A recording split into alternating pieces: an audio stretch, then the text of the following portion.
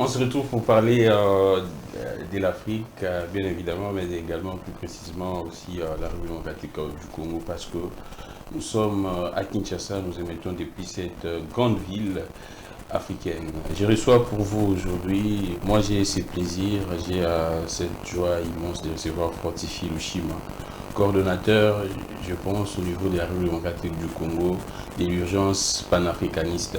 Ces mouvements, ou soit ces courants sociétal d'un grand activiste africain, Kémy Séba, un potentiel candidat à président de la République au niveau de la République Bénin. Nous allons parler également de tout ce qui concerne l'Afrique. Vous le savez très bien, l'Afrique, avec ses actualités, on prendra les cas du Togo, de l'Angola, Cameroun, Côte d'Ivoire, pourquoi pas parler également de la République du Bénin. Et également, nous allons parler, pourquoi pas également prendre les mondes entiers, parce qu'avec les négociations au niveau de l'Occident, qui engagent bien évidemment l'Ukraine et également la Russie, nous allons parler de tout ça, parler également de ce qui concerne l'Est de la République du Congo avec des négociations, toutes les négociations qui se passent. Je pense que tous les Africains, tous les jeunes surtout africains, vont nous suivre dans l'espoir et dans l'intention d'atteindre tout le monde, parce que l'Afrique c'est notre continent et nous devrions placer les points sur les i et nous devrions défendre ces continents, parce que à part ça, nous n'avons plus rien. Alors, Fortify Lushima, comme je disais, j'ai ce bonheur pour moi de vous recevoir. Je suis de près tout ce que vous êtes en train de faire, tous vos combats. Je vous salue d'abord. Je pense que vous allez bien. En tout cas, j'aimerais bien vous répondre que je me porte bien, que je me porte bien individuellement. Mais comme je suis un Africain épris de la philosophie Ubuntu, qui m'enseigne que je ne suis que parce que nous sommes, Exactement. Ma santé individuelle est liée à la santé collective. Et aujourd'hui, lorsqu'on observe un peu la société congolaise, on voit que la société se porte mal, les territoires sont occupés, il y a l'injustice sociale qui s'accroît de plus en plus, et je ne peux dire que je me porte bien lorsque la globalité de nos populations ne se porte pas bien. Ma santé est liée à celle de la collectivité. Alors, Fortify Lushima, on commence la charité bien ordonnée, c'est vrai, c'est nous tous, l'Afrique. On commence par le Congo. Vous suivez de très près les négociations qui se passent avec cette révélation des jeunes Afrique concernant, je pourrais dire, ces prétendus projets d'accord entre le gouvernement congolais et les M23, la coalition AFC M23. Alors, suivant toutes ces révélations, qu'est-ce que vous pourriez dire, la projection pratiquement? Je vous ai vu faire un tweet là-dessus, la projection de l'espace et Kivu, et même également, si nous allons encore au plus profond de cet accord, on nous signale qu'il y aura même une sorte de cogestion de la police. Évidemment, si dire, on prend les forces de sécurité. Alors, comment vous réagissez? C'est vrai que nous sommes en train de mettre des hypothèses parce que ce n'est pas encore, c'est vraisemblable, c'est vrai que Jeune Afrique, c'est un média très crédible. Mais comment vous analysez ces révélations? Comme je suis sur le plateau de Gramic Legrand, l'un des plus grands révélateurs aussi sur la scène politique, je veux dire les choses avec clarté. Pour bien comprendre l'accord de Doha, l'accord de Washington, il faut comprendre les trois dimensions du conflit, les trois dimensions de la crise. La première dimension, elle est internationale.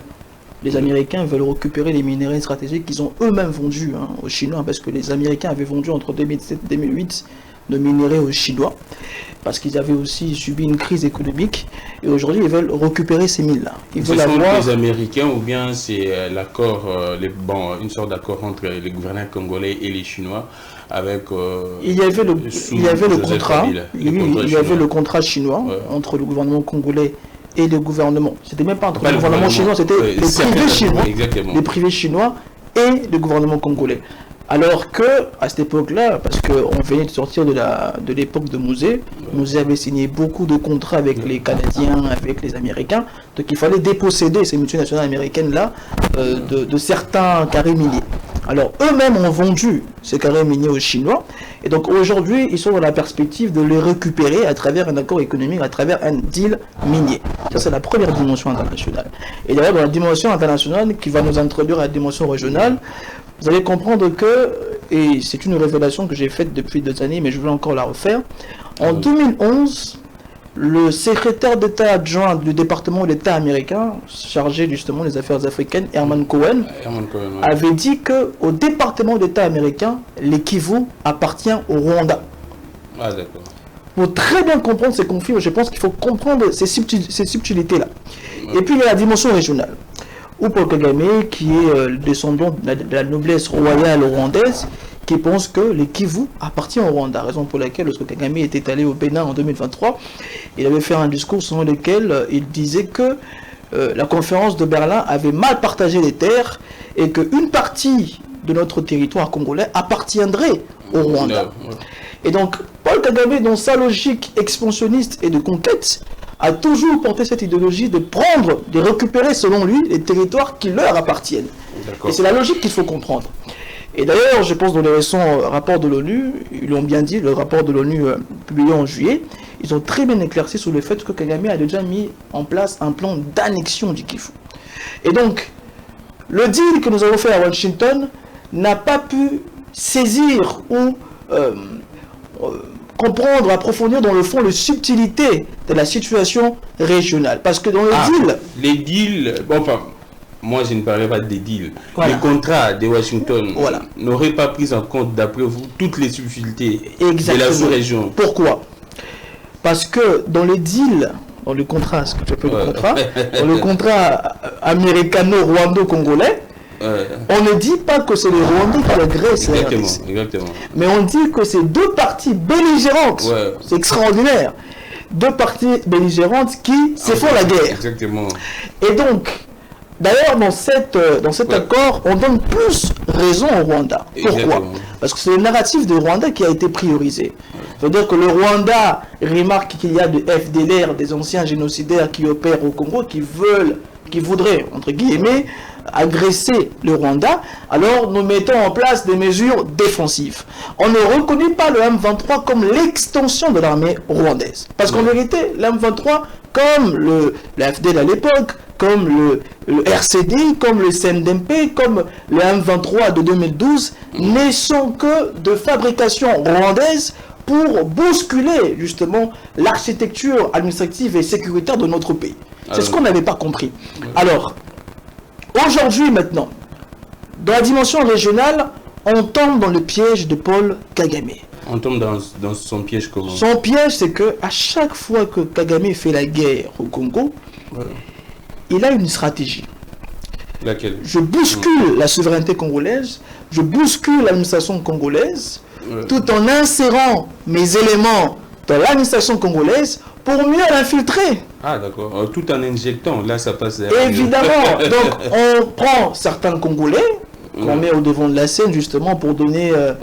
qui serait sous tutelle. Voilà, parce que d'ailleurs le rapport de l'ONU l'a dit, Nanga n'a pas de commande, Nanga ne tient pas la télécommande de la rébellion. La rébellion est tenue par le Rwanda, d'ailleurs, dans quelques mois. Donc là, vous confirmez que Nanga est juste un supplétif, si je pourrais dire Nanga ça. Est un simple jouet qu'on a pris parce que en lui, et par exemple laquelle je parlerai de la dimension locale, on l'a pris parce qu'il a un sentiment revanchard contre Tshisekedi. Ah, d'accord. Il a un problème personnel contre Tshisekedi. Comme on avait pris à l'époque Mosé Kabila, qui avait un problème personnel avec Mobutu parce qu'il disait qu'il voulait venger la mort de Lumumba.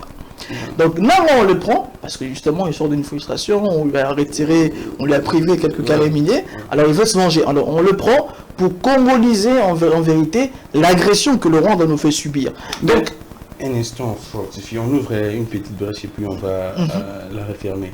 Alors, comment est-ce que Kabila, selon le gouvernement congolais, s'est mixé dans cette affaire? Parce que là, vous parlez les Rwandais, soit Paul Kagame prend Nanga, tellement c'est déjà frustré, c'est déjà, si je pourrais dire, un terrain fertile déjà, parce qu'il a déjà ses frustrations. Alors, d'où vient les noms de Kabila, selon le gouvernement congolais, dans ces deals, si je pourrais dire, entre Kagame et Nanga? Moi, Fortifie Lushima, je n'ai aucune preuve que Kabila appartiendrait à la FCM 23. Je n'ai aucune preuve jusque-là. Mais, selon certaines informations, Kabila serait la dernière personne que Nanga aurait vue avant de quitter Kinshasa.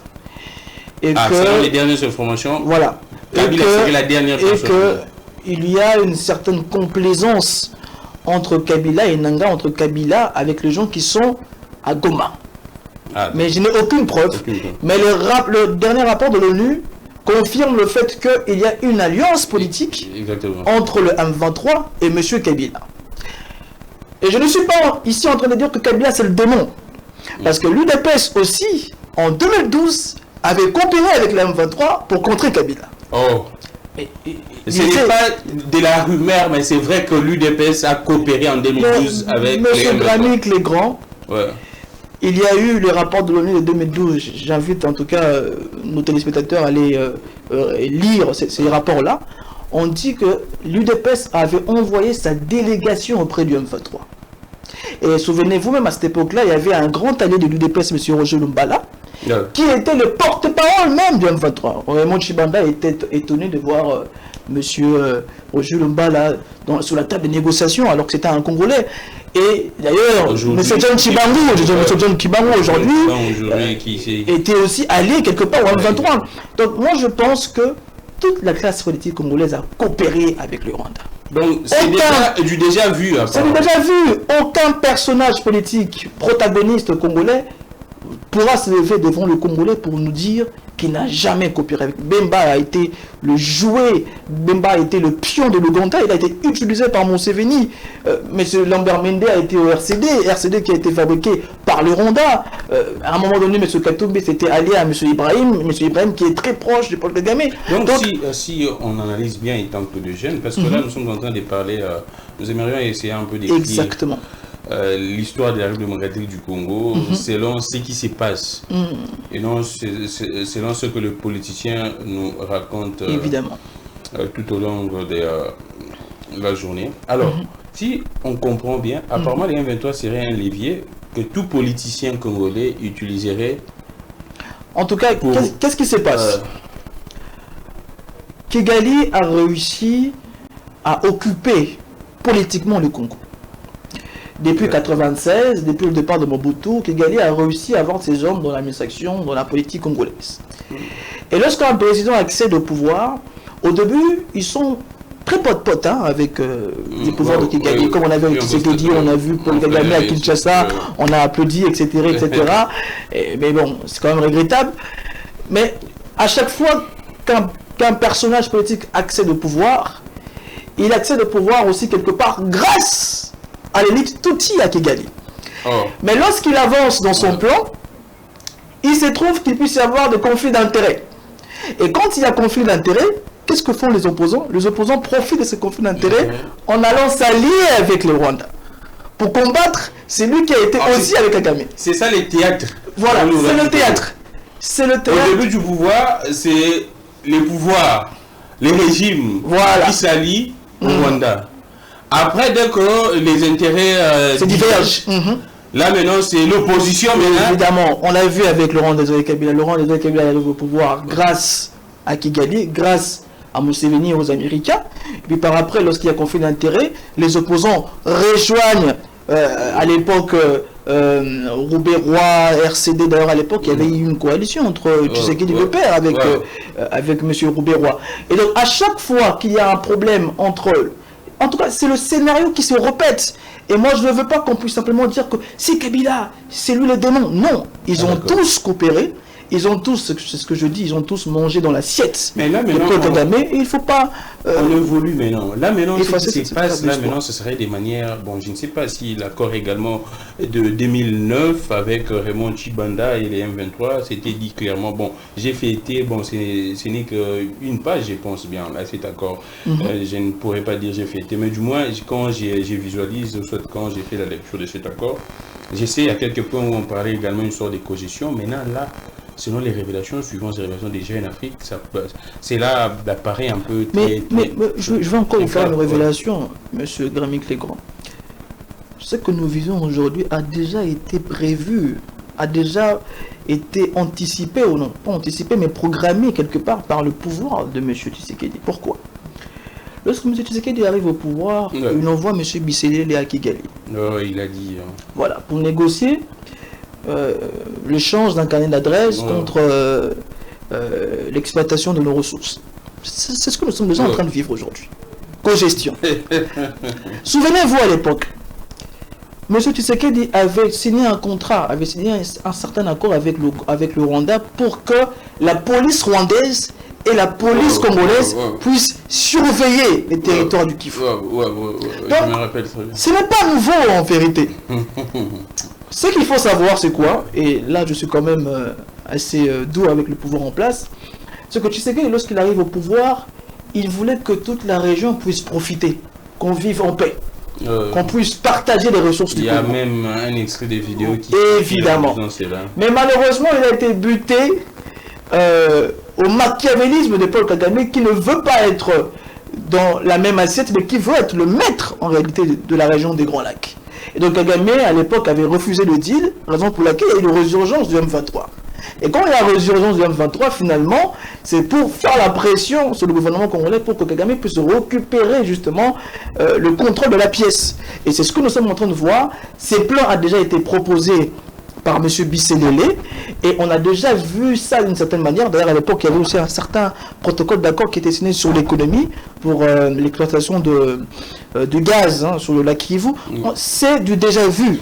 Nous sommes simplement dans la phase d'exécution de ce plan. Vous partagez cette même réflexion que Mobutu, la sous-région fonctionnerait comme ça depuis très longtemps. À l'époque de Mobutu, il était également les maîtres de la sous-région. Évidemment. Actuellement, c'est Kagame. Alors, moi, la question que j'aimerais vous poser, qu'est-ce qui fait en sorte que, au niveau de la sous-région, ça se passe comme ça, qu'il y ait un président qui règne en maître sur d'autres présidents? Normalement, il faut comprendre que toutes les sphères géographiques africaines fonctionnent selon le plan occidental. Selon les plans occidentaux. Et selon les vagues de la configuration géopolitique. Lorsque Mobutu prend le pouvoir, on les met en place pour combattre, pour qu'ils soient les remparts contre le communisme. Parce que Che Guevara, avec l'Empire soviétique, tentait déjà d'influencer l'Afrique centrale, en Angola, etc., dans d'autres parties de la sous-région. Donc il fallait un Mobutu pour contrer l'influence soviétique. Raison pour laquelle on lui a donné justement ce bâton pour pouvoir diriger l'Afrique centrale. Et il s'est fait que Mobutu a subi ce qu'on appelle la chute ou l'effondrement de l'Empire soviétique. Il n'avait plus son rôle parce que l'ennemi rouge avait disparu. Donc il fallait changer de camp. Et il fallait trouver quelqu'un de beaucoup plus... quelqu'un qui avait les mains blanches, qui n'avait pas les mains sales pour continuer le combat, pour continuer un peu la stratégie occidentale. Et pour ce faire, on a dégagé tous ceux qui avaient des relations avec la France. Abiyarimana, Mobutu défaite dans l'avion, heureusement qu'il n'a pas été, mais bon, à la fin de compte, il finit toujours par être tué par la maladie. Mais lorsque Mobutu devient de plus en plus faible, les Américains à l'époque avec Bill Clinton jettent leur dévolu sur Paul Kagame. Paul Kagame qui a été... Sur base de quoi il est fond? Sur base de quel critérium, si on pourrait essayer de réfléchir? À l'époque, en tout cas, il faut comprendre que les hommes ou les oligarchies occidentales ont un faible pour les hommes forts. Il faut reconnaître à Mobutu qu'il avait une certaine idée du Congo. Il avait une certaine vision du Congo. Et c'était un homme fort. C'était quelqu'un de brutal, c'était quelqu'un qui était rigoureux dans sa gestion dictatoriale. Et donc, des profils comme ça plaisent aux renseignements occidentaux, parce que Mobutu a été recruté par la CIA, comme Tshisekedi de Père aussi était l'un des agents de la CIA qu'on avait recruté à l'époque dans le groupe d'Mbinza. Alors, M. Kagame s'est fait recruter parce que il portait aussi une colère. Kagame, c'est quelqu'un qui a vécu la puissance Tutsi lorsqu'ils étaient encore au pouvoir, et bon, après la révolution Hutu, ils ont été chassés du Rwanda et se sont réfugiés en Ouganda. Alors il fallait trouver de personnes qui avaient cette âme-là, cette colère-là pour pouvoir porter la stratégie occidentale. Et Kagame, justement, après avoir aidé Museveni à prendre le pouvoir en Ouganda, qu'est-ce qu'il a fait? Il est allé suivre une formation militaire, parce que c'est les États-Unis, ce sont les États-Unis qui ont formé politiquement, formé militairement Paul Kagame, avec l'opération, avec le programme IMET, qui s'est fait justement en Pentagone. C'est là-bas qu'il a reçu cette formation, la guerre psychologique, comment mener la guerre, et c'est en 90 déjà que Kagame avait reçu le plan d'invasion du Congo, déjà en 90. Donc ils choisissent, ils font leur choix par rapport à la force du caractère, par rapport à une certaine vision et à la capacité d'être brutal lorsqu'il s'agit de défendre les intérêts. Ouais. Et Kagame a fait montre de ce caractère-là, raison pour laquelle il a été choisi par l'Empire occidental. Alors, très vite, on prend, avant de prendre d'autres questions, on prend ces consuls kenyans à Goma. C'est vrai qu'il y a eu une mise au point, mais comment vous analysez la question de la mise en place de ces consuls kenyans à Goma? Depuis très longtemps, nous avions averti le gouvernement congolais sur la malice stratégique du Kenya. Le Kenya fait partie de l'EAC. L'EAC est une organisation ennemie pour le Congo. Pourquoi? Cette organisation a toujours cru en la construction d'une république des pays de l'Est. Et dans leur logos, les Kivu doit appartenir à cette république de l'Est. Et donc, William Ruto, que ce soit Kenyatta à l'époque, ce sont des gens qui ont été bercés par cette idéologie de population, entre guillemets, nilotique. Mais ce régime vient du Kenya. Évidemment. Mais c'est là qu'on va trouver l'erreur, M. Gramik Legrand. C'est là qu'on va trouver l'erreur. Comme nous avons des acteurs politiques qui ne comprennent rien à la géopolitique, qui ne comprennent rien à la configuration régionale, ils sont tombés dans le piège. Parce que le Kenya avait déjà compris qu'il fallait anticiper, même en ayant une influence croissante sur le fonctionnement bancaire de notre pays. Aujourd'hui, c'est quasiment le Kenya qui a une influence croissante sur le système bancaire congolais. Donc, il finance. Et d'ailleurs, à l'époque, comme aussi, il faut reconnaître que le cash n'avait pas assez d'argent, il fallait quand même trouver un endroit où il pouvait bien faire les choses. Donc, si nous pourrions analyser, c'est les Kenyans qui seraient allés vers les cash, les duos, les tandems Félix Kamere, ou bien c'est ces tandems qui seraient allés vers le Kenya? En tout cas, je n'ai pas une confirmation exacte, mais ce que je pense, c'est que à ce moment-là, il fallait chercher des alliés. Ah d'accord. Et parce que les Kenyans devenaient un tout petit peu une sorte de représentant de Kigali dans la région, parce qu'il ne fallait pas s'afficher avec Kagame. S'afficher avec Kagame à l'époque voudrait dire que vous êtes des achetés ou des corrompus ou des collabos. Alors il fallait trouver un pays qui est très proche du Kenya, parce que le Kenya, très proche du Rwanda, parce que le Kenya est très proche du Rwanda. Donc la plupart des cas, c'est le Kenya, parce que le Kenya est le leader en système bancaire en Afrique, surtout dans la région. Même au Rwanda, ils ont une influence très croissante. Et donc il y a une coopération très fine entre ces populations-là. Utiliser des termes simples. Les Kenyans, ce serait constitué comme un tampon. Voilà. Raison pour laquelle, déjà à l'époque, même avec leurs forces régionales, ils parlaient de forces tampons. Et le Kenya a toujours joué le rôle d'intermédiaire, mais en vérité, ils sont proches. Et le Kenya a toujours apporté son aide à la rébellion, bon, à l'agression rwandaise via le M23. Le M23 aussi est né à Nairobi, il faut dire les choses. Déjà à cette époque-là, le gouvernement devait rompre des relations diplomatiques avec le Kenya, parce qu'un mouvement rebelle, un mouvement d'agression, une milice terroriste qui est née sur votre territoire devait être sanctionné. Mais le Kenya ne l'a pas fait.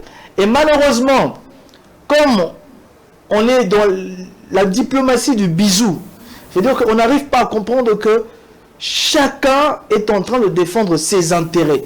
Le Kenya ne peut pas venir, moi je n'en veux pas au Kenya, ils ne peuvent pas venir pour défendre nos intérêts. Les Kenyans défendent les intérêts des populations kenyanes. Ils ne vont pas défendre les intérêts du Congolais. Alors, ils ont aussi joué leur carte parce qu'ils ont tous compris dans la région qu'il y a un État qui est très riche, cobalt, lithium, coltan, on a tant de richesses. Alors, cet État est faible. Et lorsque vous avez un État faible et que vous avez des richesses énormes, ben vos voisins viendront pour vous piller. Parce que vos voisins, lorsque vous avez de richesses, que vous êtes un État faible, deviennent des potentiels agresseurs. Alors, comment expliquer avec toutes tes révélations que les dirigeants Congolais ont accepté d'avoir un médiateur comme Uhuru Kenyatta, parce que c'est lui le médiateur pratiquement de ces négociations au niveau de Nairobi.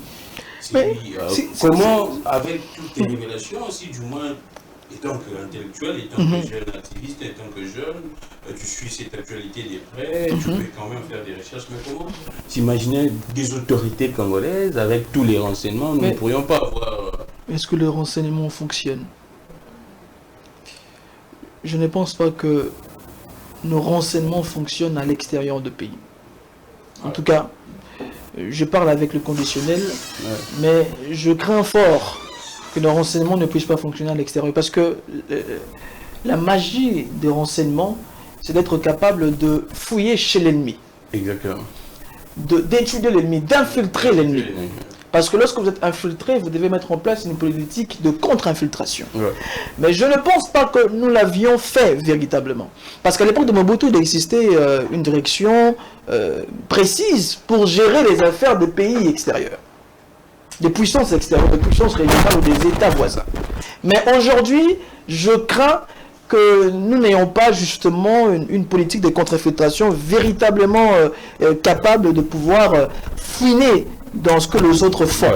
Alors, maintenant, nous sommes aussi face à des acteurs politiques qui ne veulent pas étudier, qui ne veulent pas lire, qui n'ont pas une connaissance assidue et accrue de la géopolitique.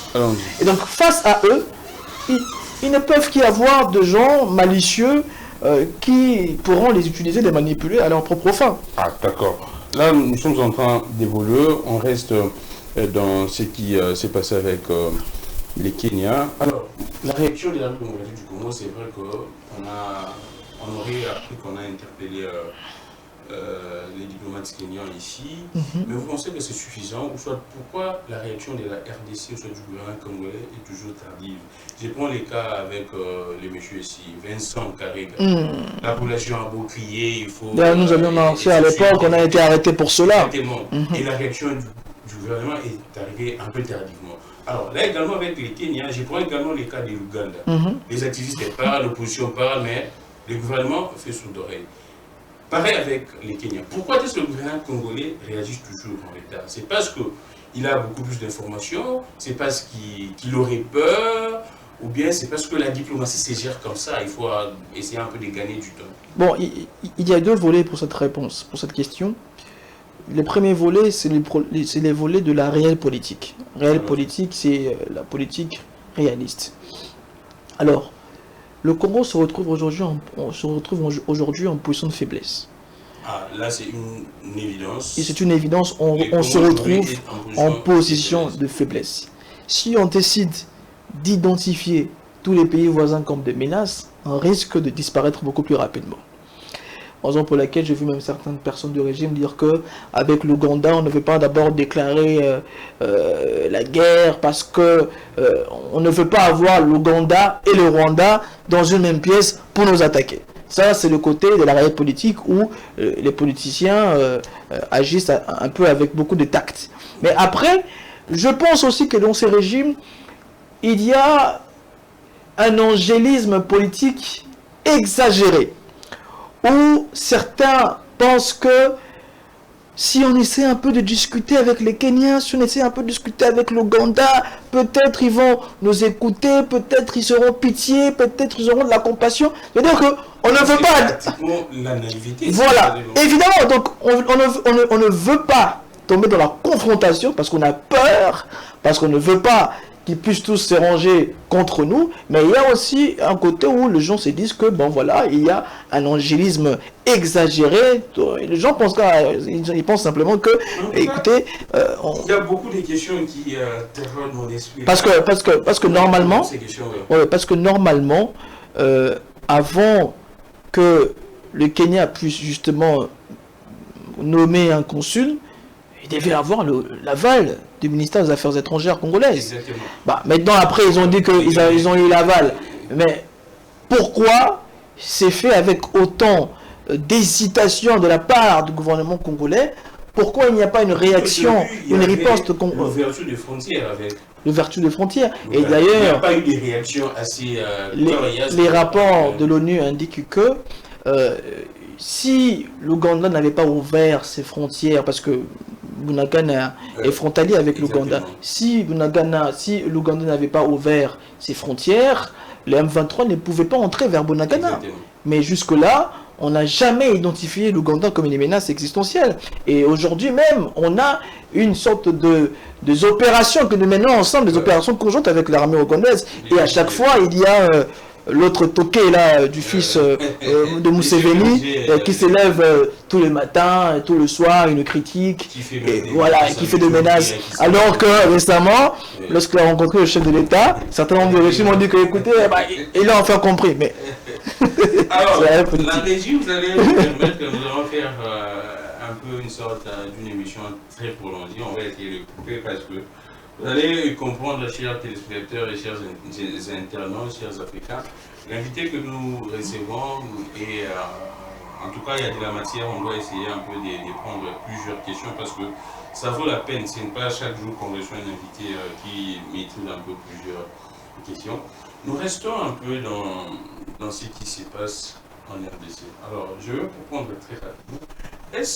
Vous pourriez nous dire pourquoi est-ce que les autres Africains considèrent que la jeunesse congolaise, soit les Congolais, sont faibles. Les Congolais sont distraits et c'est pourquoi tout ça arrive au Congo. Aussi longtemps parce que, visiblement, le Congo c'est un pays puissant, avec ses richesses, ainsi de suite. Et comment expliquer, personne n'arrive à comprendre un pays si vaste, avec autant de populations. La population, en tout cas, il y a une démographie exagérée en Congo. Maintenant, comment expliquer tout ça? Et c'est pourquoi certains Africains pensent que la population, elle est faible, la population, elle est distraite, la population, elle est dans la danse, ainsi de suite. Est-ce vous, étant que Congolais, vous êtes un panafricaniste, un activiste, vous partagez cette idée? Ou bien, comment est-ce que vous réfléchissez? Moi, je pense que la question congolaise est assez complexe. Parce que le Congo, depuis 1885, nous sommes condamnés à faire le choix entre deux destins. C'est lui d'être soit un simple réservoir de minerais stratégiques des puissances mondiales et des puissances régionales, et soit de devenir une puissance mondiale, capable de relever le défi de l'Afrique, capable aussi d'imposer sa voix au concert de nations. Mais malheureusement, parce que je ne suis pas de ceux qui pensent qu'il y a des populations plus conscientes que d'autres. Non. Il y a juste des élites plus conscientes que d'autres qui, justement, massifient l'idéologie et qui poussent la population à l'élévation intellectuelle. Parce le problème, c'est ça les narratifs en Afrique. Voilà. Que la population congolaise, elle est faible, elle est distraite. Vous savez, pour qu'il y ait... En fait, la population congolaise, elle est consciente. Mais on n'arrive pas à l'activer. Pourquoi? Le 2 août 98, le même Quinois qu'on critique aujourd'hui, ce sont les mêmes qui ont mangé, qui ont chassé le Rwandais ici à Kinshasa. Ce sont les mêmes Quinois qu'on critique aujourd'hui. Les mêmes Congolais qu'on critique, ce sont les mêmes qui ont chassé les Ougandais en Ituri. Donc la question n'est pas la population, parce que la population, elle ne suit que le commandement qui vient d'en haut. Le problème, c'est l'élite politique congolaise. Parce qu'en 98, il y a eu des hommes, il y a eu quelqu'un comme Didier Momengi, qui s'est levé, qui a dit à la population, le roi de Kabila qui s'est levé, il a dit que si vous ne vous battez pas, ils viendront prendre vos territoires. Un peuple ne s'élève que quand il y a une élite qui vient justement, c'est ce que, comment il s'appelait encore, Gramsci, Antonio Gramsci, l'italien disait, il parlait des intellectuels organiques, des intellectuels qui viennent de la population et qui réveillent la population. Malheureusement, on a perdu ce genre d'intellectuels qui peuvent réveiller, mais aujourd'hui on a encore l'espoir lorsqu'on voit le jeune comme Gramsci, on voit le jeune comme bon nombre d'entre nous aujourd'hui de la nouvelle génération qui essaient de leur manière à soulever ou à réveiller ces sentiments existentiels au sein de la population. Je pense qu'un peuple ne s'élève que lorsqu'il y a à sa tête une élite consciente. Mais lorsque l'élite n'est pas consciente, c'est malheureux. Parce qu'au Burkina Faso, au Mali, il y a eu avant, parce que beaucoup parlent de coup d'État, mais beaucoup oublient que avant qu'il y ait coup d'État, il y a eu des activistes panafricanistes qui ont fait des mobilisations populaires dans la rue. Et ce sont ces mobilisations-là qui ont poussé justement au coup d'État. Sans les mobilisations populaires, il n'y aurait jamais eu de coup d'État au Mali, au Burkina Faso et au Niger. Il y a eu des personnes, des figures de proue qui ont poussé la population à l'éveil de conscience. Mais Francis, on réfléchit, on venait là de dire que nous négocions actuellement, nous sommes en position de faiblesse.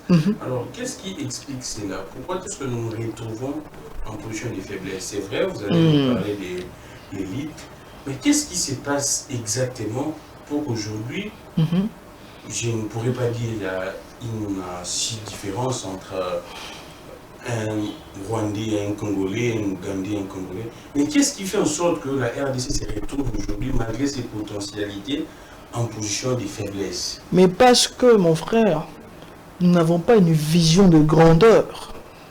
Nous n'avons pas une politique qui est basée sur la volonté des puissances. Nous avons des dirigeants, des acteurs politiques complexés qui pensent que le Congo est une boutique de puissance mondiale. C'est ça tout notre problème. Nous pensons que le Congo est une boutique de puissance internationale. La raison pour laquelle à chaque fois que nous avons un problème, on fait appel à la communauté internationale. Dès lors que nous sortirons de cette escarcelle idéologique qui nous fait croire que nous sommes qu'une boutique de minerais stratégiques, en mettant en place une vision de grandeur, c'est-à-dire que lorsque vous regardez le Congo, c'est 2 345 410 km², même si aujourd'hui il y a quand même quelques problèmes, on a des richesses énormes. On doit avoir des politiciens, des politiques ou des dirigeants qui comprennent que le Congo doit avoir sa place au Conseil de sécurité. Le Congo doit devenir une puissance mondiale comme toutes les autres, parce que nous avons toutes les potentialités pour avoir une arme nucléaire. Nous avons toutes les potentialités pour l'industrialisation automatique de l'Afrique. Alors, ce qui nous manque, ce sont des dirigeants qui ont une vision de grandeur. On peut tout reprocher à Kagame, mais il a une certaine vision de grandeur pour le Rwanda. Raison pour laquelle, aujourd'hui, le Rwanda se trouve en cette position-là. On peut tout reprocher au Kenya, mais au Kenya, il y a une élite qui a une vision de grandeur. Malheureusement, au Congo, on a des politiciens, et je te fais encore une révélation précédente, historique. Lorsque Dame Kodjo est venu à Kinshasa pour le dialogue en 2016, en 2017, et qu'il a rencontré les opposants politiques. Les opposants politiques ont dit à M. Dame Kodjo, M. Dame Kodjo, faites attention, le Congo est le jardin des États-Unis. Nos politiciens pensent que le Congo est le jardin des États-Unis, raison pour laquelle on n'arrive pas justement à mettre en place une vision de grandeur, raison pour laquelle nous en appelons à la nouvelle génération de concevoir, de penser le Congo avec une volonté de puissance.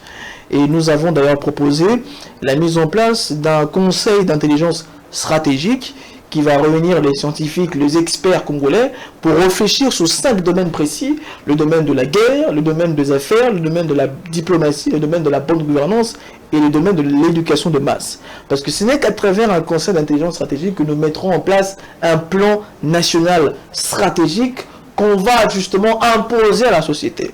Et d'ailleurs, à travers ces laboratoires d'intelligence stratégique, nous allons faire voter la loi de l'aise-population. Ça veut dire que si vous n'exécutez pas la volonté du peuple, vous serez justement obligé de partir. Donc nous sommes en train de réfléchir profondément sur cette question, et je pense que la nouvelle génération porte quand même une vision de grandeur. Alors, nous allons évoluer. Alors, qu'est-ce qui explique, là où vous aviez également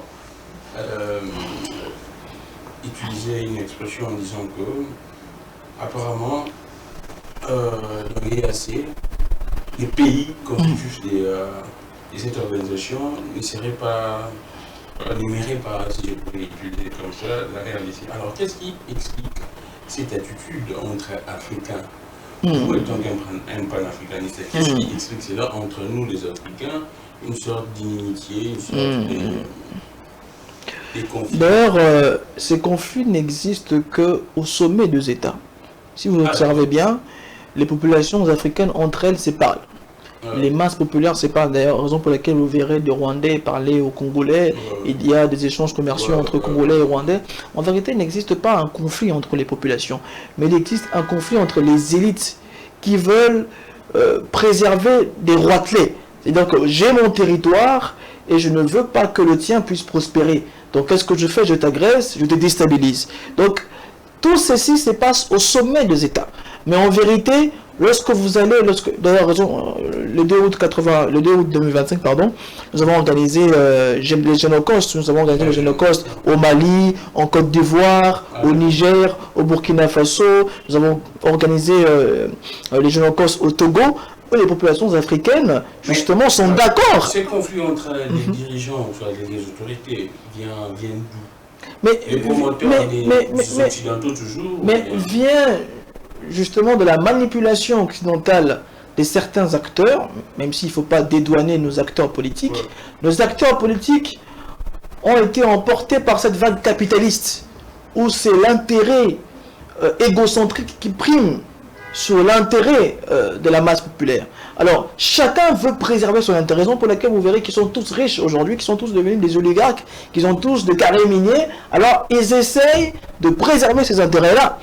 Mais au sein de la population, il y a une volonté de s'unir. Lorsque vous allez, raison pour laquelle d'ailleurs nous sommes en train d'apprécier ce que nos frères de l'AES ont bâti. Ils ont bâti un État confédéral où maintenant les Maliens, les Burkinabés, les Niger et les Nigériens ont la possibilité de se parler. Et donc je pense qu'il y a un sentiment revanchard, égoïste, égocentrique et capitaliste au sein de l'élite africaine qui fait qu'ils puissent toujours avoir des guerres entre eux. Vous partagez l'idée qu'actuellement, pour le bien du Congo, Tshisekedi doit partir? Vous partagez cette idée? Ça, c'est une question provocatrice. Non, vous partagez l'idée que Tshisekedi doit partir? C'est une question qui vient tout droit. C'est une question qui vient tout droit de Goma. Non, mais je pose des questions sur des idées qui... Moi, je vais être clair sur la question de M. Tshisekedi. M. Tshisekedi a aussi commis beaucoup d'erreurs, comme tous les autres dirigeants qui l'ont précédé. Vous savez, il y a une différence entre Tshisekedi et Kabila. Laquelle la différence? La différence, c'est que M. Kabila a déjà géré le pays. 18 ans, c'est fini. Mais Tshisekedi commet des erreurs, mais il est encore président jusqu'en 2028. Donc, on suppose qu'il peut encore poser des actes salvateurs. Maintenant, je ne suis pas en train de dire la présomption. Maintenant, si aujourd'hui, nous faisons la promotion ou nous nous battons pour la démission de Tshisekedi, je pense que nous tomberons dans le piège du Rwanda. Parce que le Rwanda veut nous déstabiliser à l'intérieur. Les gens pensent, les opposants pensent qu'il faut une transition. Je pense que Tshisekedi est un mal nécessaire. Tshisekedi est un mal nécessaire parce que vouloir le faire partir maintenant, ça va déstabiliser le pays. Et cela ne va pas profiter aux Congolais, cela va profiter aux Américains, ça va profiter aux Rwandais parce qu'ils ont déjà obtenu de grandes parts. Et voir un Congo dans un état chaotique va profiter plus aux multinationales qu'aux populations congolaises. Mais les défenseurs de cette thèse pensent que laisser Tshisekedi jusqu'en 2028, il risquerait de causer encore beaucoup plus. Vous savez, en politique, des peines. Le plus intelligent, c'est celui qui étudie tous les scénarios possibles. Si aujourd'hui M. Tshisekedi part, M. Gramik, dites-moi, qu'est-ce qui va se passer? On parlerait à une sorte d'un conseil. Qui on va mettre au pouvoir? Via un dialogue, on pourrait essayer un peu de... Est-ce que vous pensez que les politiciens congolais égocentriques vont se réunir pour se choisir entre eux un dirigeant? Je pense que dire que Tshisekedi doit partir, c'est juste une manière de faire monter les enchères. Tshisekedi, jusque-là, est un mal nécessaire. Vouloir le faire partir maintenant n'est pas stratégique, parce qu'en politique, il faut avoir une vision stratégique. Faire partir Tshisekedi aujourd'hui, je ne pense pas que cela va contribuer à l'avancement de la société. Mais je pense plutôt que si aujourd'hui, les acteurs de l'opposition mobilisent le peuple pour pousser Tshisekedi à aller dans le sens de répondre aux aspirations du peuple, cela peut justement nous conduire à certaines avancées. Raison pour laquelle je dis qu'il faut que nous puissions être stratégiques de notre façon d'agir et de notre façon de faire les choses. Je ne dis pas que Tshisekedi c'est un ange, mais je dis que jusque-là, c'est un mal nécessaire et le faire partir aujourd'hui, ça serait répondre à l'agenda de Paul Kagame. Alors, on va évoluer, nous allons essayer un peu d'ouvrir d'autres horizons pour parler de l'Afrique et puis nous allons revenir, si les temps nous permet, en RDC. Alors, on prend très rapidement ce qui se passe, ce qui s'est passé en Angola. Comment vous réagissez? Il y a ceux qui, ici en Nord du Congo et certains Africains pensent qu'actuellement l'Angola serait un pays un peu stable, l'histoire essaiera un peu démarcher.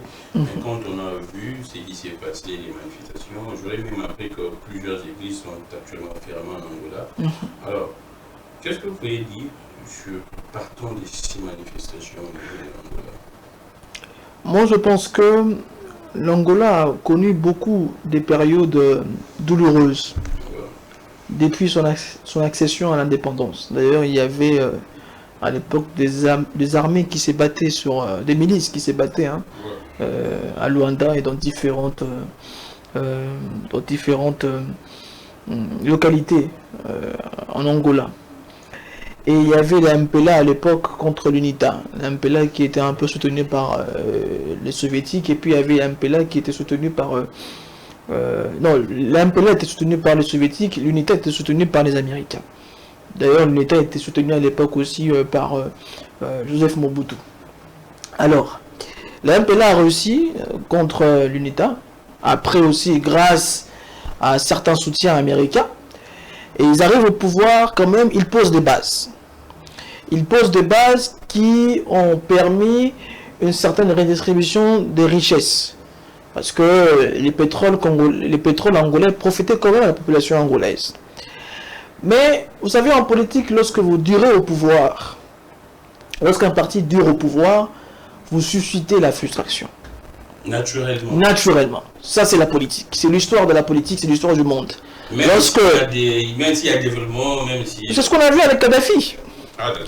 Lorsque vous durez dans la possession d'un État, vous devenez de plus en plus une menace pour la population. Et vous devenez justement la proie des acteurs politiques qui veulent aussi arriver au pouvoir. Et certains partis aussi qui veulent prendre le pouvoir. Alors, maintenant, je pense que les Angolais ont aussi leur raison. Parce qu'il y a une sorte de mégestion aussi aujourd'hui avec M. Lourenço. Il faut dire les choses telles qu'elles sont. Certaines personnes préfèrent M. Santos, qui a selon eux quand même bien géré l'Angola. Mais depuis l'accession de M. Lourenço au pouvoir, on observe une mégestion, on observe une malgouvernance. D'ailleurs, il faut aussi comprendre qu'il y a eu la dépréciation économique mondiale qui a aussi quelque part influencé on va dire le galopage de la monnaie Kwanza face au dollar américain ou face aux monnaies étrangères.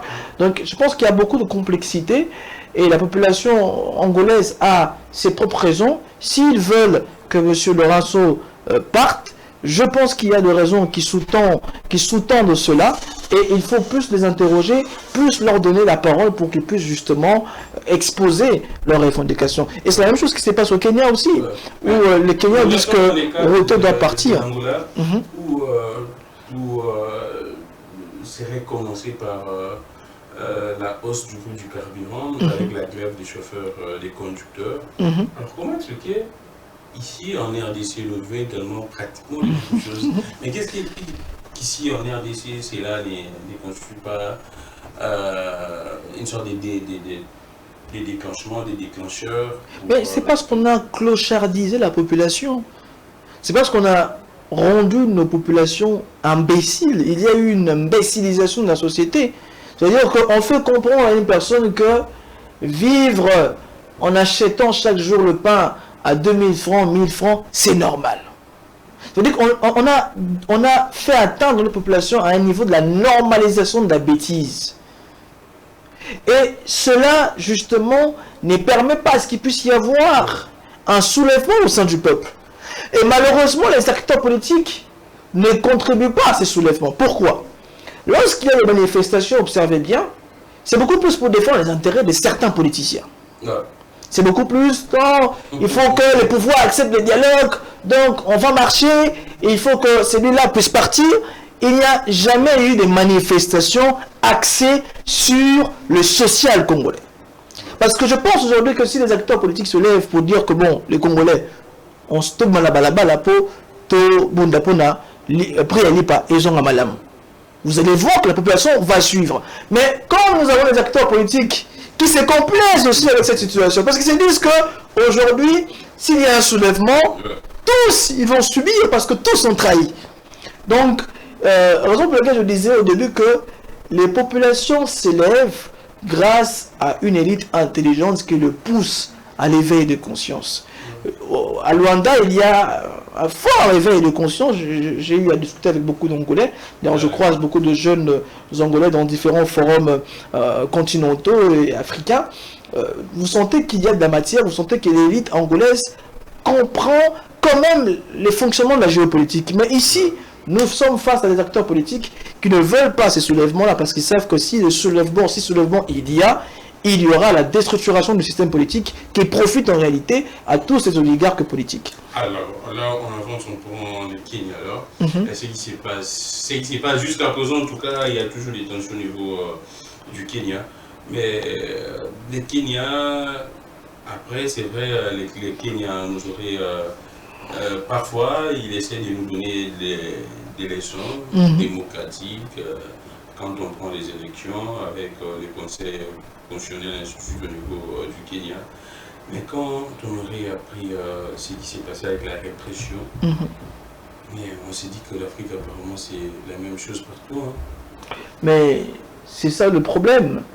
L'Afrique connaît un grand problème. Le gouvernement aurait même, les cas du Kenya, aurait même instrumentalisé certains voyous, certains brigands pour s'attaquer aux manifestants.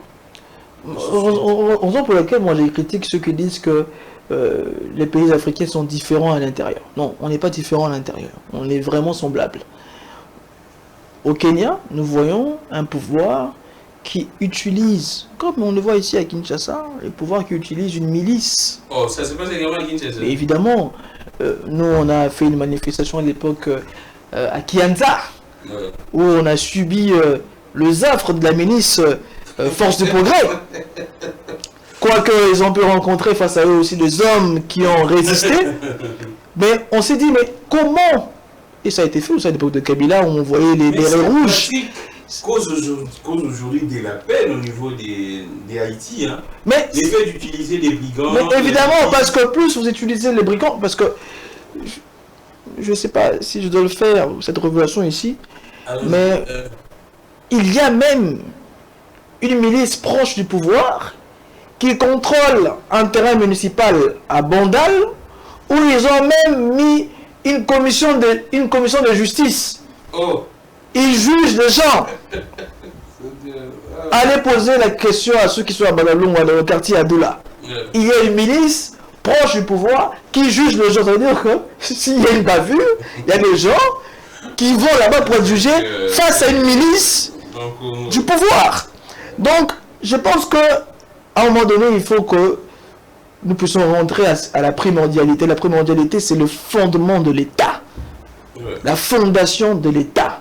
Tout ceci, c'est parce que nous n'avons pas bâti un État avec une vision de grandeur, avec une volonté de puissance. Si tous les États africains décident justement de mettre en place cette structure étatique avec une vision de grandeur, avec une volonté de puissance, je pense qu'on pourra régler tous ces problèmes-là.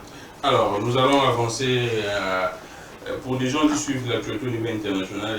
C'est pas ce Kenya. Tout ça débute avec cette proposition, soit ces projets du loi des finances controversés. Là, du moins, je sens que les propositions suivent l'actualité politique de près. J'aimerais également que ce soit les cas du Congo et puis que les actions, si possible, là c'est la Constitution qui nous autorise cela, et les actions également puissent suivre. On prend très vite les cas également du Togo, avec ce qui s'est passé, avec le changement même de la Constitution, ainsi de suite, les régimes, ainsi de suite. Alors on se pose des questions. Là, on va prendre le tout. On prend Togo, on prend Cameroun, la Côte d'Ivoire aussi. Alors, ce qui se passe en Afrique, on constate qu'apparemment, il n'y aurait pas de changements en Afrique. Même si les activistes s'élèvent, même si les gens, les opposants, ainsi de suite. Mais c'est pratiquement la même chose. La même chose, il n'y a aucun changement, il n'y a aucune évolution en Afrique. Alors, nous sommes, en tout cas pour prendre tous les cas, Togo, Côte d'Ivoire et autres, nous sommes face aux acteurs politiques africains qui se sont assumés comme des dictateurs. Faure Gnassingbé, c'est les descendants d'une dynastie. Hein. C'est comme si c'est la dynastie Gnassingbé qui dirige le Togo depuis que le Togo est Togo. Même si j'apprécie beaucoup les ministres des Affaires étrangères avec qui j'ai de bonnes relations, qui portent quand même un discours souverainiste et panafricaniste. Mais le régime Faure Gnassingbé maltraite, bâillonne, paralyse, asphyxie son peuple. La Côte d'Ivoire, c'est la même chose. Où nous voyons M. Alassane Dramatique, on appelle comme ça chez nous les panafricanistes, Alassane Dramatique Ouattara, le mouton d'Emmanuel Macron. En tout cas, on voit une personne très âgée qui a décidé, mais c'est une réalité politique. C'est une personne âgée qui a décidé de marcher sous les ordres d'un garçon, Emmanuel Macron. Il s'est en train de développer d'une certaine manière la Côte d'Ivoire. Mais il y a des infrastructures. Le problème avec l'Afrique, c'est qu'on définit le développement sur le prisme occidental. On pense que le développement, c'est construire des buildings. Le développement, c'est d'abord en priorité la croissance de l'être humain, de l'être qui vit dans la société. C'est la croissance de la collectivité. C'est la justice sociale, le développement. Monsieur Alassane Dramatique Ouattara est un personnage qui veut, parce que c'est un tout petit peu comme l'ordre que la France a donné à ses valets en Afrique. C'est-à-dire que, comme ils sentent qu'il y a aujourd'hui l'avancée de l'AES, ils veulent le contrecarrer en maintenant au pouvoir des acteurs politiques qui servent la France-Afrique. Et c'est ce que Alassane Dramatique Ouattara fait en Côte d'Ivoire. La France sait que si aujourd'hui Alassane Dramatique Ouattara quitte le pouvoir, il y aura justement l'accession au pouvoir d'un personnage politique beaucoup plus souverainiste et panafricaniste, raison pour laquelle ils ont peur de notre frère qui est là-bas, qui est candidat à la présidentielle. Il est Monsieur Aou, il est le représentant de BRICS en Afrique centrale et en Afrique de l'Ouest. Alassane Dramatique Ouattara a peur. Non, Tidiane, il prend des discours panafricanistes quand ça les chante. Quand il est bloqué par Alassane Dramatique Ouattara, c'est là qu'il devient un peu souverainiste, c'est là qu'il devient un peu panafricaniste. Moi, je parle de vrai panafricaniste. Alors, Alassane Ouattara sait très bien que s'il quitte le pouvoir, et la France le sait, raison pour laquelle moi je pense d'ailleurs que c'est la France qui les maintient, qui leur dit ne quittez pas le pouvoir en ce moment, parce que si vous quittez le pouvoir, peut-être certaines personnes qui apprécient les idées de l'AES vont prendre le pouvoir. Alors pour maintenir ces statu quo, ils maintiennent ces idiots, ces décérébrés politiques au pouvoir. Et ils doivent comprendre ce qu'ils sont en train de faire. Et c'est là qu'on interpelle aussi la CEDEAO. Lorsque les gens se mettent au pouvoir, la CEDEAO n'est pipe mot.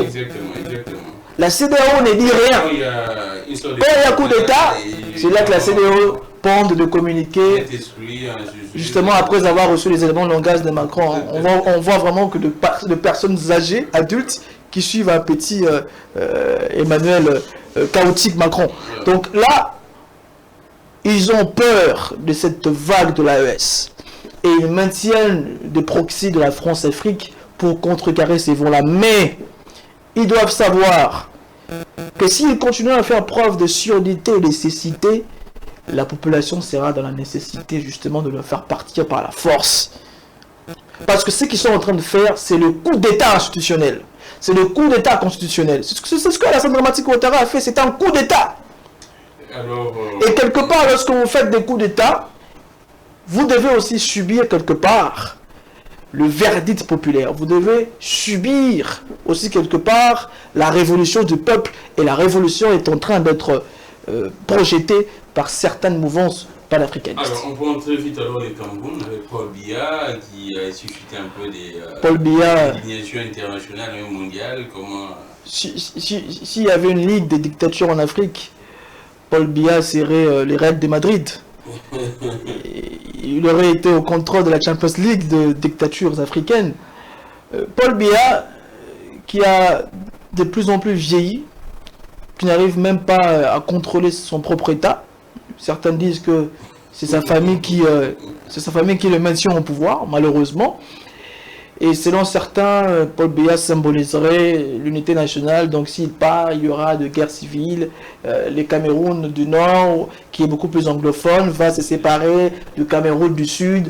Il y a un peu des arguments comme ça pour endormir la population. Mais on sait que la volonté de Paul Biya et de sa famille, c'est de maintenir la dynastie Biya au pouvoir. Mais ils doivent savoir que le temps a changé. Aujourd'hui, nous sommes face à une génération... Non. L'opposition camerounaise, elle est totalement divisée parce que bon nombre d'entre eux,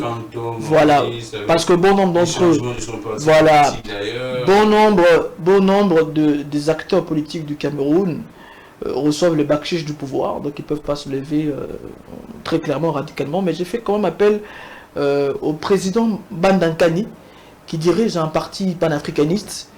En tout cas, je pense qu'il doit comprendre qu'il est temps qu'il puisse aussi s'activer politiquement pour prendre le pouvoir au Cameroun.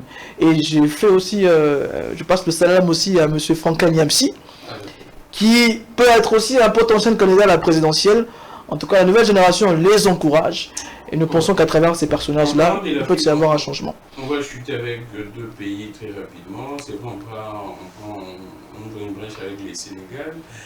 Mais est-ce que le Sénégal pourrait demeurer ainsi? Est-ce la cohabitation entre Sonko et les présidents Diomaye, ça pourrait continuer comme ça? En tout cas, je doute fort. Même si j'ai beaucoup critiqué ces tandems lorsqu'ils sont arrivés au pouvoir, parce que moi je pense très clairement qu'il y a eu le soutien de la France et des États-Unis pour que M. Diomaye Faye et Sonko puissent atterrir à la maison présidentielle sénégalaise.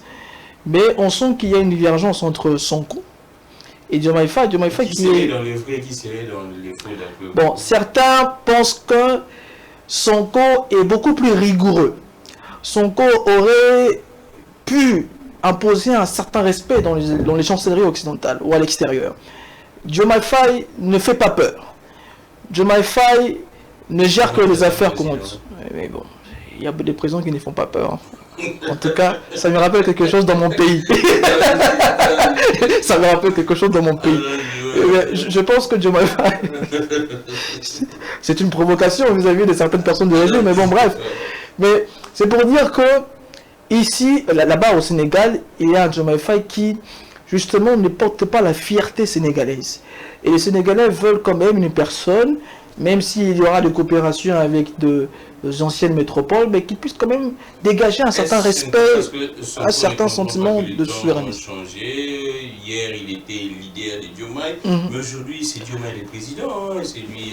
Oui, c'est Diomaye le président. Mais vous savez, lorsque vous décidez de donner le commande d'une voiture à une personne, qui puisse vous orienter à la destination, et que cette personne n'arrive pas à le faire, quelque part, même vous, les gens qui sont derrière la voiture, vous allez quelque part trouver un arrêt pour dégager le chauffeur et pour continuer jusqu'à la destination.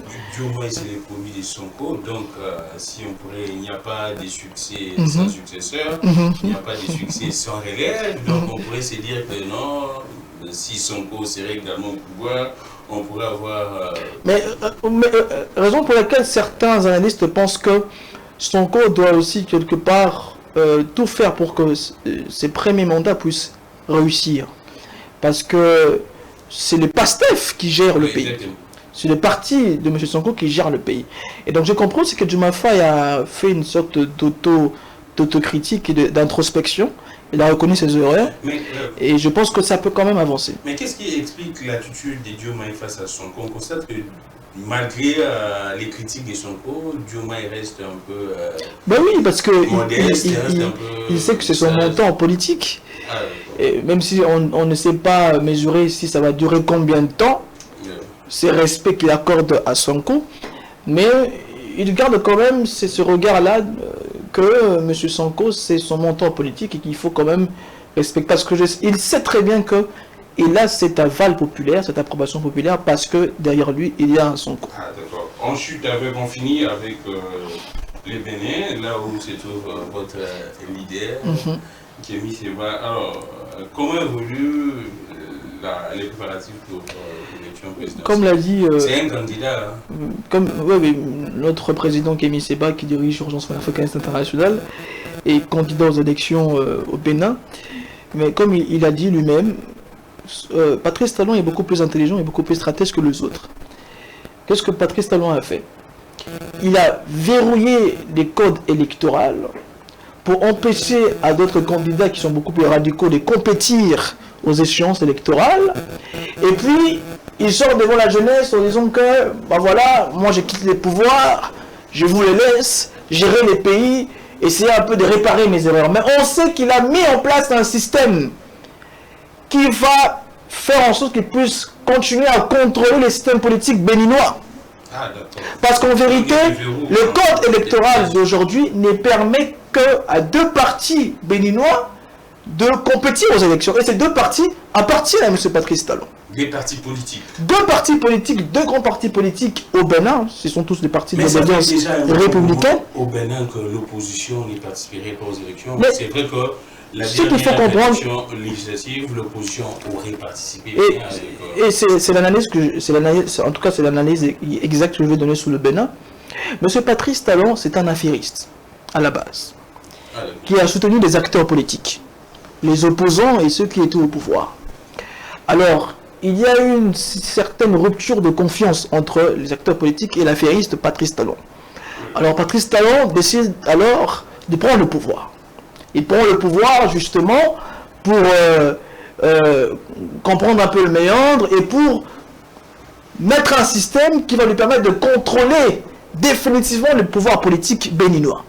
Alors, il prend le pouvoir, il comprend le pouvoir, il contrôle l'économie, il contrôle certaines dispositions institutionnelles au Bénin, et puis maintenant il s'est dit, bon d'accord, je vais quand même laisser la place à la jeunesse, à certains candidats, mais ces candidats-là ne seront que de pions de M. Patrice Talon. Maintenant, il va élever la famille Talon ou la dynastie Talon au rang des familles riches du Bénin, au rang de familles riches oligarchiques du Bénin, et puis par après, il va commencer à sélectionner des candidats lui-même. Il sélectionne, ah, toi je pense que tu es beaucoup plus doux avec moi. Alors, prends le pouvoir. Ah, toi je pense que tu... Et c'est ça sa logique, c'est ça sa stratégie. Et je pense qu'aujourd'hui, notre président Kémy Séba l'a compris, raison pour laquelle nous les dénoncions. Et nous l'avons déjà prévenu, dans le prochain mois, dans les prochains jours, il y aura des mobilisations au Kenya et au Bénin. Au Bénin, pour faire comprendre à M. Patrice Talon que le Bénin n'appartient pas à la famille Talon. Le Bénin n'appartient pas à certaines familles oligarchiques qui sont proches des Talons, mais le Bénin appartient aux véritables descendants de Béanzin, parce que je sais que Patrice Talon, depuis un certain temps, il joue un peu au panafricaniste avec des discours, etc., etc. Mais nous savons qu'il berne la population. Regardez comment il a défini la souveraineté dans la conférence qu'il a fait avec la jeunesse. Une définition désastreuse du panafricanisme et désastreuse de la souveraineté. Et aujourd'hui, s'il ne comprend pas qu'il doit déverrouiller le code électoral pour permettre à ce que tout le monde puisse compétir, comme il impose un coup d'État constitutionnel ou institutionnel au Bénin, il sera aussi victime de la vague populaire. Merci beaucoup, c'était un réel plaisir de recevoir Fortifi Lushima, coordonnateur au niveau de la gouvernement du Congo, de l'urgence panafricaniste, le mouvement politique de Kémy Séba. Nous allons parler de l'Afrique, particulièrement également, nous avons pris assez de temps pour parler de la gouvernement du Congo. Prochainement, je pense que je ferai un effort de recevoir un peu fréquemment pour parler également Je peux quand même adresser un petit message au chef de l'État, oui, allons-y, au ministre de la Défense, à la ministre des Affaires étrangères, à la nouvelle ministre que vous avez beaucoup critiquée, la ministre de la Jeunesse. Excellence, madame est excellente. Moi, en tout cas, je sais que c'est une femme ambitieuse, mais elle doit comprendre qu'il y a la nécessité aujourd'hui de laisser un cadre pour la nouvelle génération. Beaucoup d'erreurs ont été commises au sein de ces régimes, et pour le réparer, vous devez donner un cadre à la jeunesse, à la nouvelle génération, pour permettre à la nouvelle génération... Évidemment, on a vu... de vieux. Mais parce qu'ils ont la définition de la jeunesse qui commence de 15 ans à 70 ans. Raison pour laquelle moi je suis contre à ceux qui parlent de la jeunesse. Parce que la jeunesse n'existe pas en politique. En politique, on parle de la génération. De l'ancienne génération, de la nouvelle génération. Parce que Trump n'est pas jeune, mais il fait partie de la nouvelle génération politique aux États-Unis. Ah donc, je dis à la ministre et à tous ceux qui sont au sein de ce régime et qui pensent qu'ils peuvent encore bien faire les choses, de laisser un cadre à la nouvelle génération. Mettez en place un conseil d'intelligence stratégique. Aidez le panafricanisme, le souverainiste à mettre en place ces laboratoires d'intelligence stratégique qui va réunir les scientifiques, comme on le voit partout dans le monde, partout chez les puissants. On réunit les scientifiques, on réunit les experts pour que ces derniers puissent réfléchir sur 5 domaines vitaux. La guerre, les affaires, la bonne gouvernance, la diplomatie et l'éducation de masse. C'est à travers ces laboratoires, les rapports que nous allons constituer dans ces laboratoires que nous allons justement mettre en place un plan national stratégique qui va nous permettre à reconquérir notre souveraineté. Merci beaucoup Fortifi Lushima. Nous allons finir par cet extrait vidéo du sénateur Salomon Kalonda. Je rappelle, il était absent au conclave d'ensemble pour la République pour des raisons de santé, même le comité final l'a si bien mentionné. Nous allons finir par cet extrait et nous allons nous retrouver prochainement pour parler du Congo, de l'Afrique, pour parler de ce qui concerne l'actualité sociopolitique et économique dans notre pays, la du Congo, dans l'Afrique en général, parce que nous devions changer les choses. Je suis Gami Clégon, je vous laisse suivre cet extrait vidéo. Que les dieux de toutes les inspirations continuent de nous inspirer et de vous inspirer également. On se retrouve prochainement. Sensible au genre, l'honorable Salomon Ididela Kalonda a accepté de financer la formation professionnelle des près de 40 personnes vivant avec handicap, dont la majorité est composée de femmes. L'élu du Haut-Katanga pour la Chambre haute du Parlement, dans le cadre de ses vacances parlementaires, a dépêché son assistant parlementaire Cathy Lambo auprès de la mutuelle de santé des personnes vivant avec handicap afin de remettre une enveloppe conséquente pour les paiements de la formation professionnelle de ses membres. Juu ya kurepondre favorablement kuile mwito wenu, kuile demande wenu, juu yeye alisema ni lazima baforme ba mama kumetie bakushona, bakushuka, bakufanya nini, ole ba handicapé bendele kulomba, me kama bana baforme itakuwa ya lazima sana na itakuwa mzuri, kila muntu aweze kujitafutia na kazi ile atakuwa nayo. Ono ya Senateur Salomon Idi Kalonda wenu baba arinidepeshe mi assistant wake mdogo juu ya kumiremetre hii envelope, na tunaespere ke kiloko ikwamo itasaidia kuformation na kumetia banduku yetu bazazi yetu bahandikape batoke mwile eta ya kulomba na kuanza kujitumikia bo benyewe kwa namna ya prise en charge yabo.